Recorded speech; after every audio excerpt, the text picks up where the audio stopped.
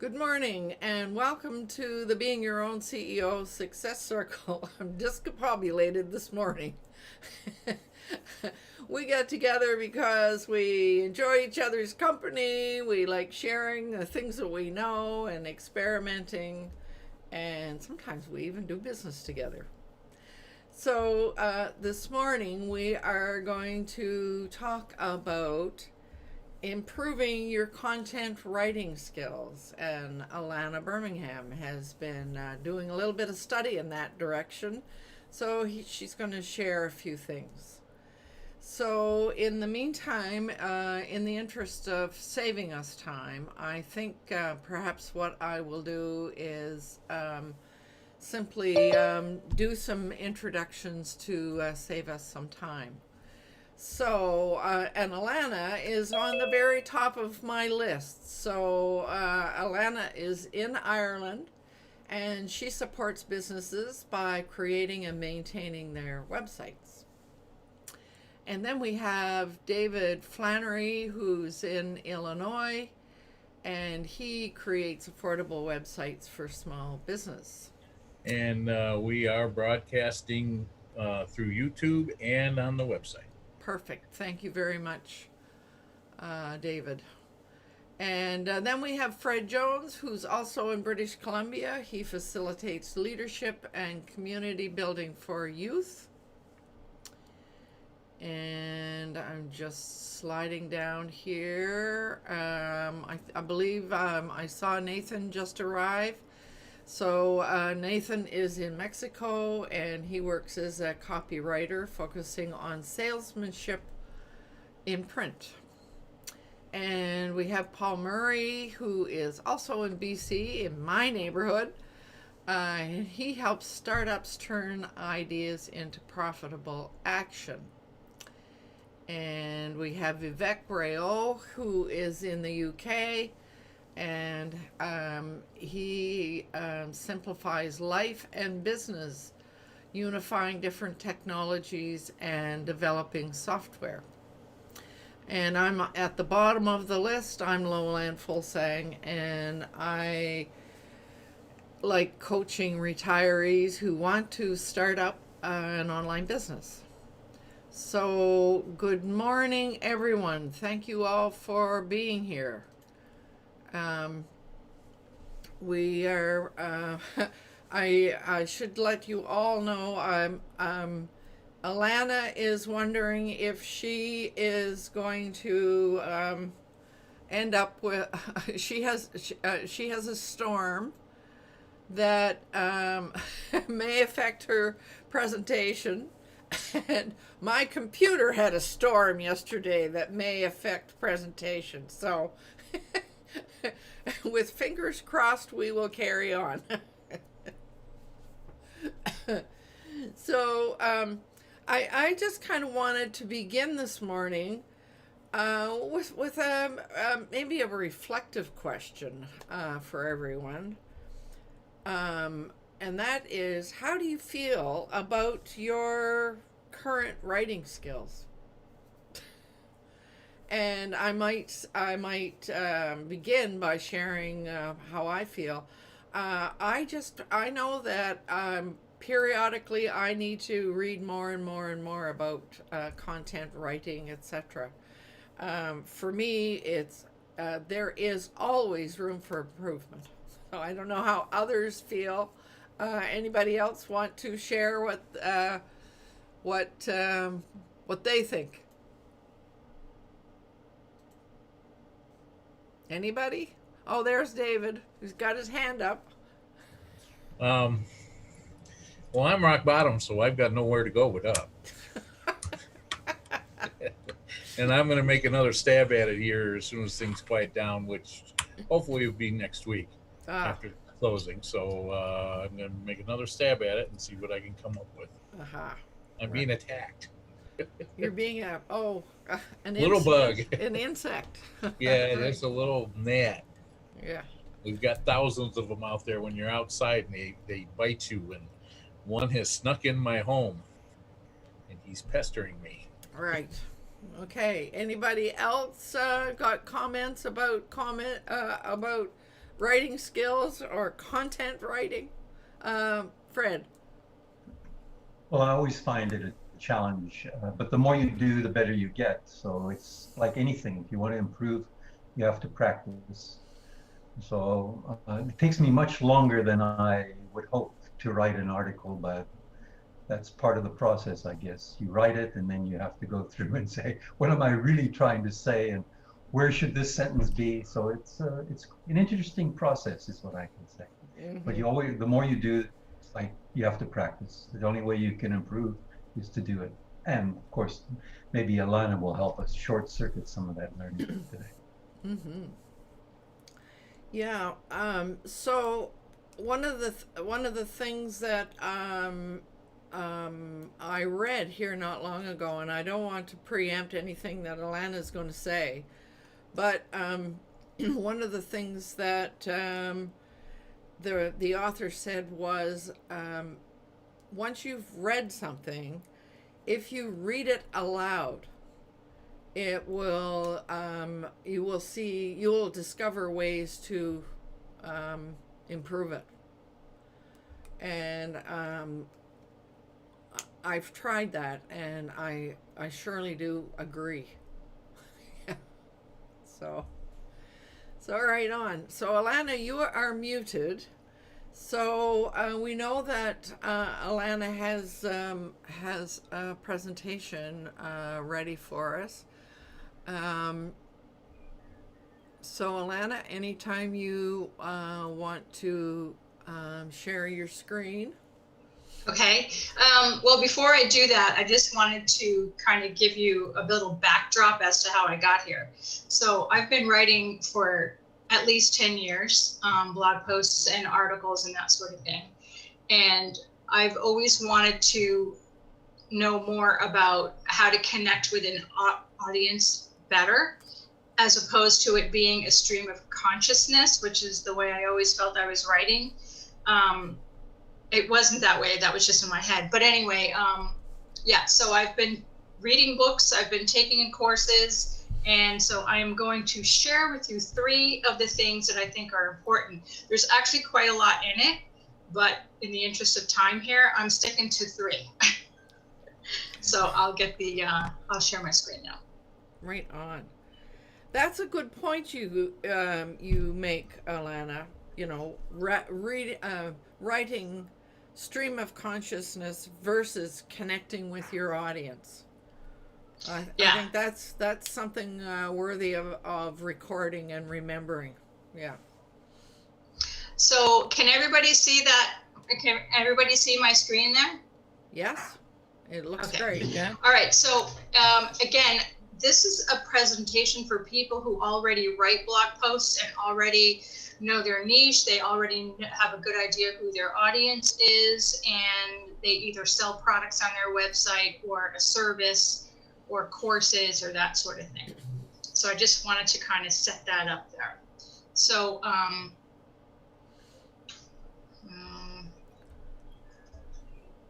go to my next slide here. There we go. All right, so this presentation is to help those with to better connect with your audience here. It's also good for people with small businesses that do their own writing. Mm-hmm. And your definition short does fit your audience that's in the room today. So thank you for that. So, it does include everybody in our audience, right? So the discussion topics that I have set up here are the content writer versus the copywriter, the goal of copy, your headline, emotional triggers, the PASS method, the AIDA method, features versus benefits, my conclusion, and additional resources. So we're going to start with the difference between a content writer and a copywriter. So the content writer would be writing well-researched, informative copy around a topic or a problem, and any of the links that are included in content writing are normally further resources and further information. Mm-hmm. Whereas a copywriter, the goal of a copywriter is to encourage a user or a visitor to click on a link to either make a purchase, submit their email address, or to click on some other call of action. So that's why, you know, when you first start a blog, there's a lot of focus on content writing, because you have to kind of get brand awareness of who you are and what your niche is and what information that you're trying to convey. And then you eventually move into the copywriting area, where you want people to click on links and buy a product or a service. I sure never understood the difference between those two terms. I never. Yeah. It's very easy now that I know the difference. We are all copywriters. We just didn't know it. So and this is what I found out. All the writing I have done has always included a call to action. So anytime you write a call to action, you're a copywriter.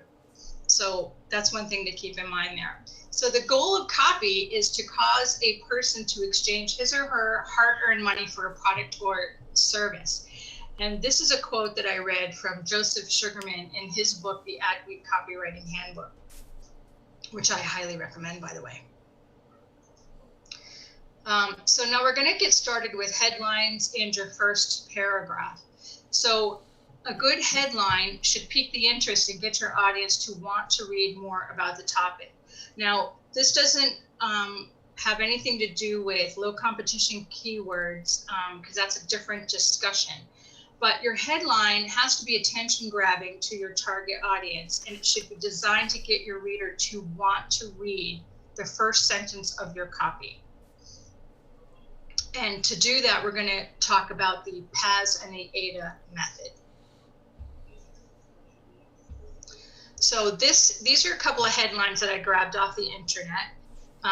In the first example, my target audience would be college students. So the headline, buy a Mac for college, get AirPods on us. It's kind of a spin on this buy this, get this free, but it's also effective because everyone enjoys getting something for free.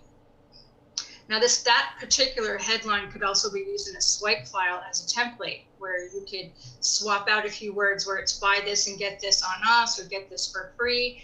So you could actually turn that headline into something like buy this Fitbit and get a 1-year premium subscription on us, or buy this course and get a workbook on us. Those would all be attention grabbing headlines. The second headline is a headline I grabbed for Basecamp, and that headline would be grabbing the attention of a small business owner trying to manage a team working remotely. So now, using the PAS example, the copy there is, you're wondering how you'll quickly transition your team to remote work. People are stressed, work feels scattered, projects are slipping, and it's tough to see and manage everything. After Basecamp, soon you'll be feeling like, hey, we got this. Everything's organized in one place. Your team will be working together even though they're apart, and you'll be on top of things. So with the PAS method, the first sentence, it sets up, the PAS stands for problem, agitator, and solution. So in the first sentence, you can see that the sentence addresses the problem. The second sentence is the agitator, and the third sentence is the solution. Excuse me.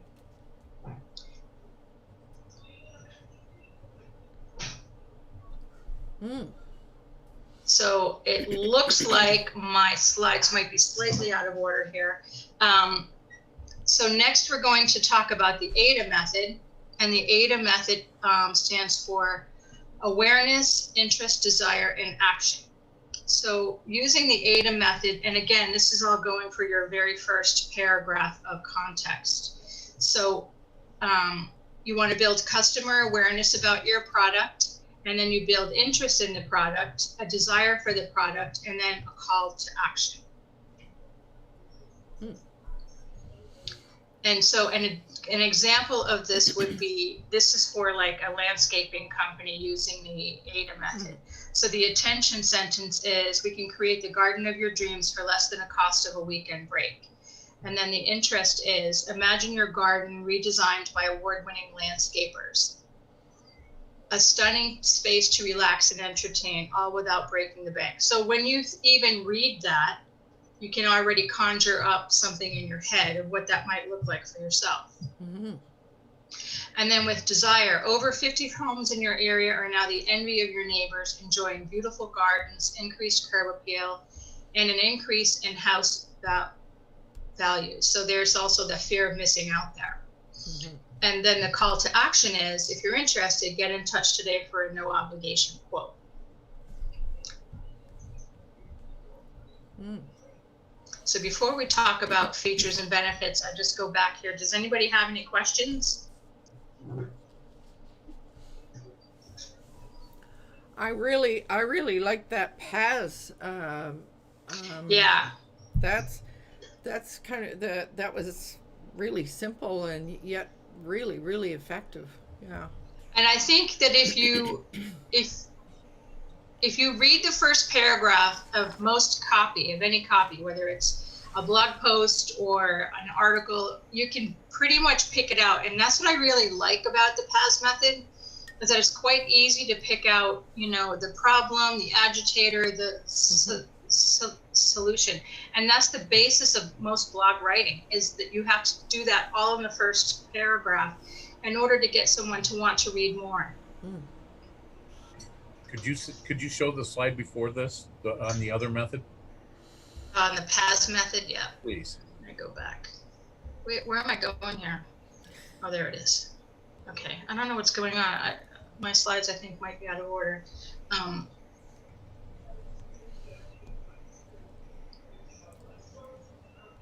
Yeah, I don't know how that happened. It skipped slides. Okay, I apologize for that now. It skipped a slide. I don't know how that happened, because that's slide. Okay. All right. Anyway, so I was wondering. Okay, so that's really PAS right there.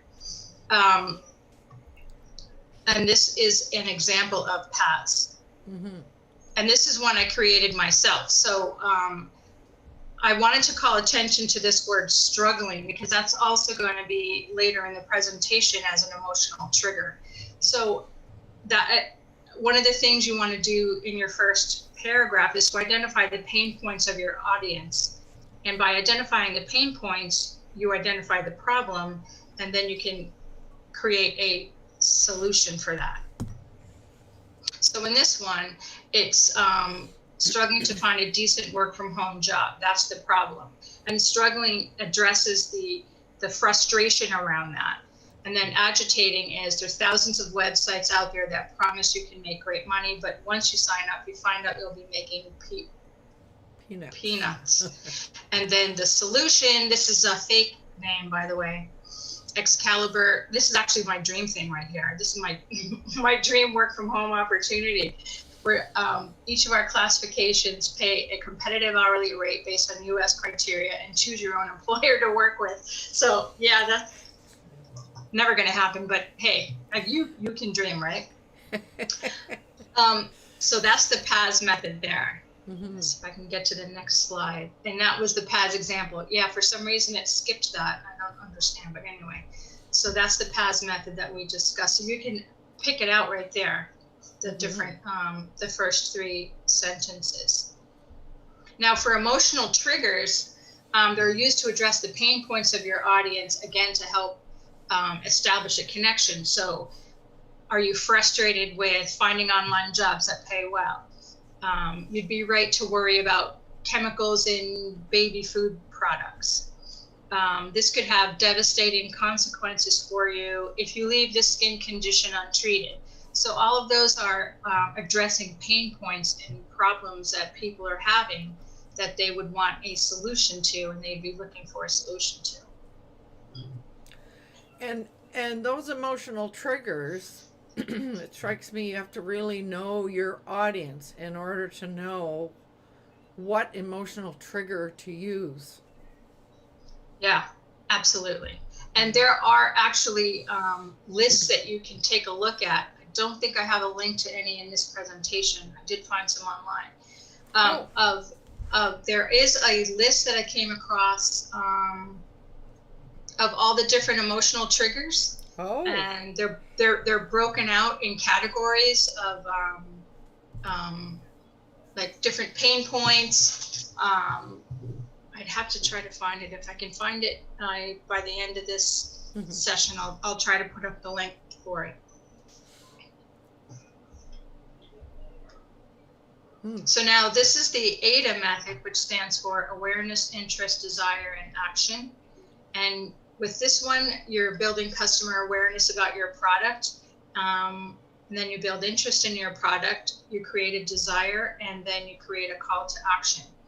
And this is my personal opinion on the AIDA method. The AIDA method for me would be addressing people that don't necessarily know much about your product or your course or your service. So those are people that you want to kind of give more information to, and that's where this method would come into play. So for the person who doesn't really know what they want. Yeah, or it could be a person who knows there's a problem but doesn't really know how to go about finding a solution, or has heard about a certain thing but doesn't know much about it. So someone that's not necessarily product aware would be my understanding of that. And then again, this is the example of the garden, the landscaping garden, where you can get in touch with no obligation quote. So now we're going to talk about benefits over features. And this is the section, this is another section that I found I really wanted to address, because when you're doing research on products and you're writing articles about products, one of the things you'll often do is, especially if they're Amazon products, is you'll take a look at the descriptions in the Amazon page and see what the product offers. And a lot of times there's features there, but not necessarily the benefits. So I think this is quite interesting. So in this particular example, what I'm using is oven features. So if you read the features, and I'll just use Amazon as an example. So if this is an oven and it's got top and bottom functionality, hot air steam technology, variable dual zone grill, and self-cleaning system, you can almost see somebody's eyes glazing over as I say that. It means nothing to them. But if you turn that into a benefit, instead of putting up a feature, and you turn that into a benefit, so in this case, your food cooks more evenly, a customer can relate to that directly.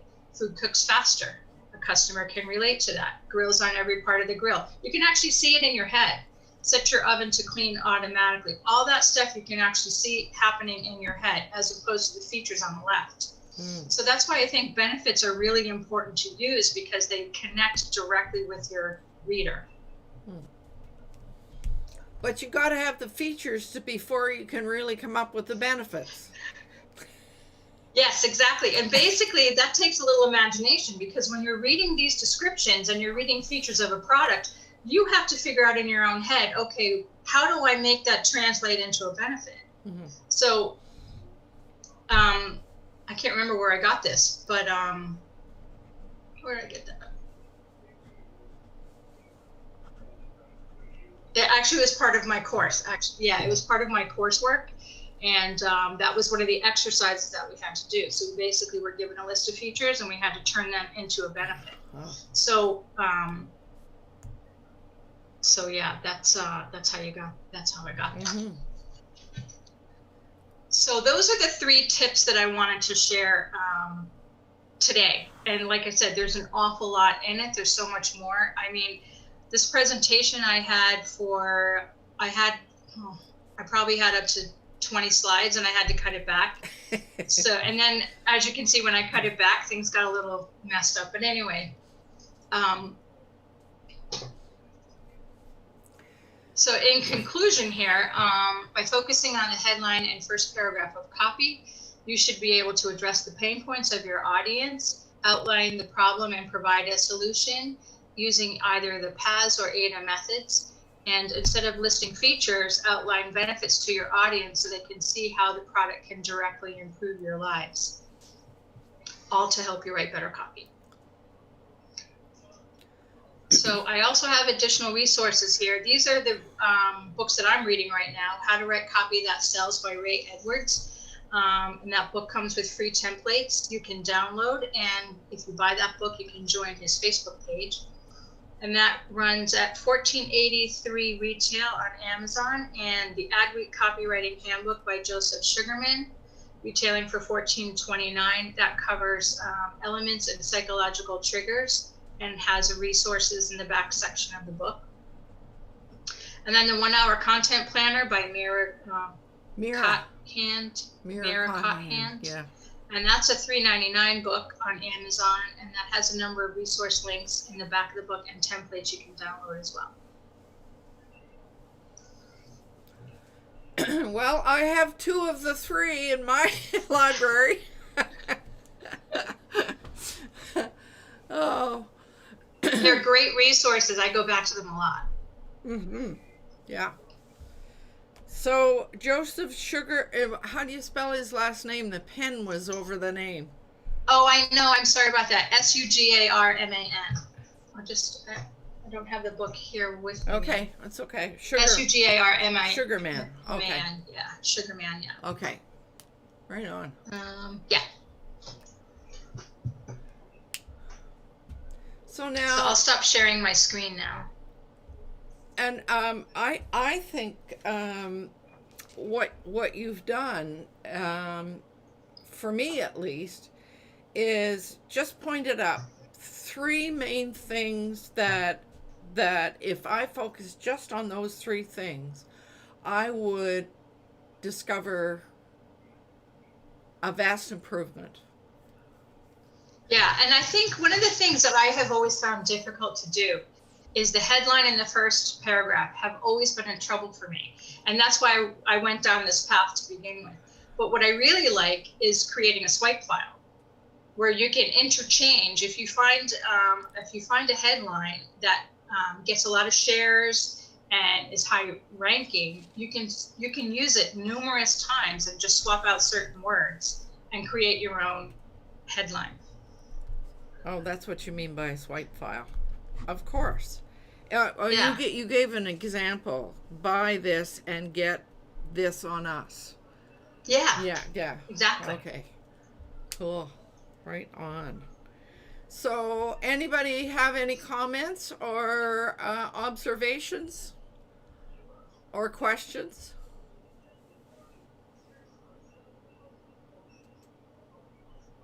I don't see any hands up. Well, I thought it was a great presentation. Oh, yeah. And I enjoyed finding, I knew about the first method, using the fear and writing, but I like the second method. It seems to be less aggressive.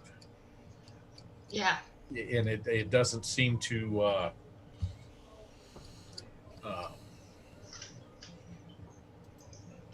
I don't know. Selling by fear just doesn't sit right with me. I agree with you, David. And I also don't like the hammer approach where you're, trying to hammer somebody into buying something or, I don't like that approach either. But again, the AIDA method would be more for people who don't really have a lot of product awareness. That's my opinion. I could be wrong. I'd have to read more about it. Because I'm reading 3 different books on it, plus I'm doing a course on it. So I suppose there's a lot of room for confusion there, but. So, Alana, the course that you're taking, is it, do you mind sort of sharing what it is and where it can be found? Yeah, this course, let's see if I can find the link. It's called the International Copywriters Association.com. And it's a course run out of the UK by a gentleman named Quentin Payne. And I joined that course. It's a 52-week course. Wow. I joined it in I want to say May, April or May. So I'm almost halfway through the course. Yeah, it's a really good course. He goes week by week. He has a Facebook group. He provides a lot of information for people who are interested in learning how to write copy. So What was that again? it's called International Copywriters Association.com. Let's see if I can put the link up for you. That's what I was working on. Yeah. I can put it in the chat section.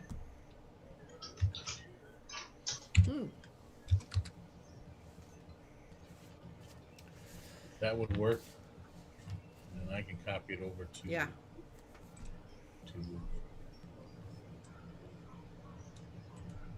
I'm seeing a message in there from Paul.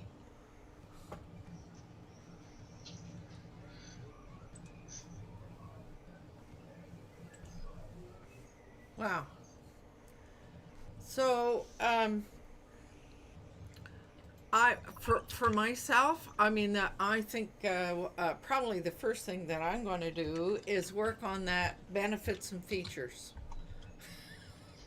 Yeah. Good place to begin. It's and they say that when you are a copywriter, you learn how to think differently. And from the coursework I've been doing so far, I can see where that happens, that it's not more, it's everything you do has a reason. Like even the copy that you write, you go over it and you go over it and you take out stuff that doesn't need to be in there, and then you go over it again and you add stuff that should be in there, and you go over it again and take out stuff that doesn't need to be there. So it's less of a stream of consciousness and more of a targeted, the idea is to give the person as much information as possible with as few words as possible, and yet still get your point across and tell a story. Mm-hmm. That's what I like about it. Yeah. Wow. The more I learn, the more I realize I need to learn. Exactly. Well, the nice thing about this is it's actually answered a lot of my questions about copy, about writing. So that's what I like about it. Right.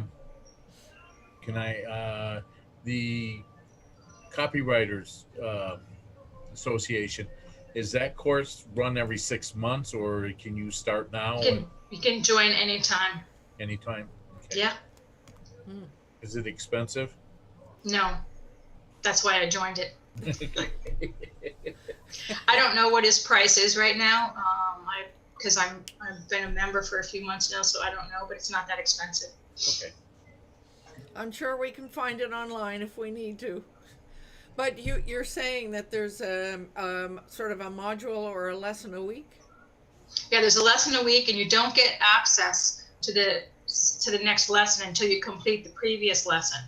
So, and that's another thing I like about it, because you don't really get bogged down. And I will say I have taken my time with this. And there was a time when I was behind by 4 weeks or something like that. But I wanted to make sure that I was getting everything I needed out of the course. So yeah. There's no pressure on you to advance, really. You just finish. When you're finished, you tick the box and move on. And then he'll send you the lesson. Yeah. But at the minimum, you can only do one a week. Sorry, the maximum is only one a week. Yeah. Which only makes sense.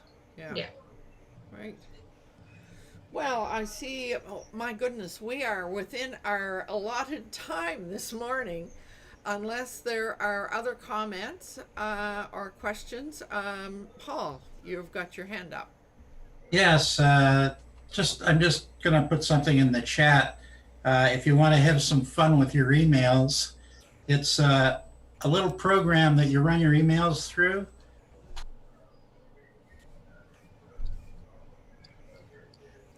Yeah, you muted. Halfway through, you muted yourself, Paul. Charming. Let's try it again. This challenge that's going around to you, Lolan, is it in our block or just you particularly? Oh, you mean the Yeah. the computer? Oh. Yeah. Anyway, so just to get back to that, it's called sayless.email, and you run your emails through it, and an AI shortens it out to say to make it more compact. So it's fun to see what it does with my emails. I don't always agree with it, but it gives me pause for not being too wordy, shall we say. Well, I mean, even something like Grammarly, I don't always agree with Grammarly either. Thank goodness for Grammarly. Say less dot email. Okay. Yeah. .com, I guess it would be, or something. No, No? just email. Okay. HTTPS. All right. That's that might be fun to have a look at. Thank you, Paul. Fred, do you want the last word? Well, I do have some comments about Ilana's presentation. I really enjoyed it, Ilana. It was what I would say is short and sweet. Mm-hmm. And the sweet part was you covered the very powerful basics that we all need to know. And it reminded me of a lot of things. For example, the past system, problem, what was it, agitation and solution. That is a speech.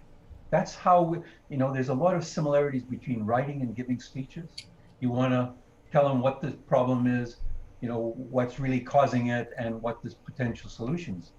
And if I go back to my presentation last week, that was what I attempted to do. Mm-hmm. I may have got lost in the weeds because it was much longer than your short and sweet presentation. However, I really thought you did a fantastic job, and you gave examples as well. You said, okay, this is Basecamp. Basecamp really resonated with me as an example because I used to market against Basecamp, and they are so much more successful than the company that I used to represent. Our marketing was not good, and we needed some of the, the items that you've just mentioned. The features and benefits is something, and that reminds me of my very first sales course, which is about 1979, over 40 years ago. The very first thing they said is the difference between selling is don't talk about the features, talk about the benefits. And the one example I remember, they say, oh, this car's got lots of horsepower. And the question you ask is, so what? And that's when you get the benefit. If you ask so what, said, oh, it makes it safe for you when you want to overtake and so on. And that's the benefit. So always remember, when you're looking at a feature, ask the question, so what? And that's where the benefit comes from. That was my very first sales course in 1979. That resonated with me as well. So what I really liked as well was, you gave us examples. It was very short and sweet. My only one suggestion is you apologized a couple of times, and that comes back from my Toastmasters. Never apologize. Never say, oh, I messed up my slides, or this went, and you started apologizing. Just ignore it. You know it, but we don't know it. We would nothing clue about the fact that you lost your slides. And, and you did that a couple of times. We would not have had a clue at all. We never would have guessed it. No. We would not have guessed. So that's a secret from Toastmasters. See, the thing is, it threw me off, though. It threw me off, and I'm like, wait a minute. I was sure there was another slide in between. Yes. And unfortunately, I talk out loud. Apologizing as well. I should, and you're right. You're absolutely right. Thanks, Fred. And the other thing was know your audience. I mean, you have to know, and sometimes your audience doesn't know what their problem is. That's probably when the ADA gets in, whereas because we are trying to solve problems. That's the solution. And honestly, that was one of my other slides, was talking about product awareness and the different levels of awareness. But I was afraid of putting too much into it and making it too, because the audience wasn't really the focus of the presentation. It was more on these tips on how to write better copy. Like knowing your audience, that's kind of a completely different thing. And keyword research for a headline, completely different topic altogether.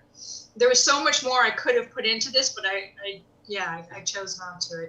I think you did very well by choosing not to. I think that you really showed us, you hit the basics really well. Yeah, that's all the basics. It was short and sweet, and all of us, about I can't speak for everyone, but Luann had mentioned it, and so do I. You just brought us back to some very, very basic things when we are writing. So thanks a lot. I thought you did. You're welcome. Thank you. So yes, thank you so much for the. Obviously, I mean, you don't present something as sharp and clean as that without a lot of work. We all know that. So Up until 4:45, I was still switching out slides. yeah. So yeah. Yeah. So thank you so much, Alana. So we are a little over now. So I will close down the recording with a reminder. It's important to do what you love with passion, and to let you know that next week Vivek is going to share something about creating templates in Google Drive. We worked through an exercise last week that we needed for something that we were doing, and suddenly went, wow, there's something we ought to share with everybody else. So I hope we'll see you all again next week. Bye for now.